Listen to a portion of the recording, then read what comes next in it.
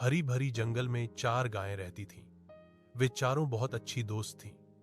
वे साथ में घास खाती, साथ में सोती और एक दूसरे का ध्यान रखती। उनकी आपसी एकता इतनी मजबूत थी कि जंगल के कोई भी जानवर उनसे डरते थे। अगर कोई दुश्मन एक गाय पर हमला करता तो बाकी 3 तुरंत उसकी मदद के लिए पहुंच जाती। एक दिन एक चालाक बाघ ने उन्हें देखा। उसने समझ लिया कि जब तक ये चारों साथ हैं वह कुछ नहीं कर सकता। इसलिए उसने सोचा कि अगर ये आपस में झगड़ने लगें तो वह इन्हें आसानी से खा सकता है। धीरे धीरे गायों के बीच झगड़े शुरू हो गए। वे एक दूसरे की पूंछ खींचने लगी, सींगों से एक दूसरे को मारने लगी। उनकी मित्रता टूटने लगी। जब बाघ ने यह देखा तो उसने कहा, बस यही मौका था जिसका मैं इंतजार कर रहा था।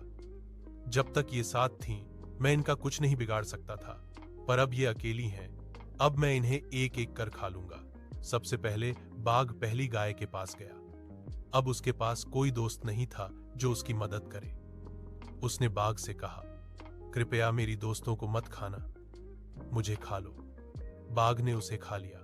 फिर वह दूसरी गाय के पास गया। उसने भी यही कहा, मेरी बाकी दोस्तों को मत खाना। बाघ ने उसे भी खा लिया। फिर उसने तीसरी गाय का पीछा किया। वह भागी, छिपी, लेकिन आखिरकार बाघ ने उसे भी पकड़कर खा लिया। अब सिर्फ एक गाय बची थी।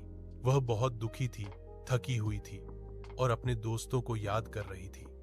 बाघ उसके सामने आया और बोला, देखा, जब तुम सब साथ थीं, मैं कुछ नहीं कर सकता था, लेकिन अब क्योंकि तुमने एकता तोड़ दी, तुम सब खत्म हो गई।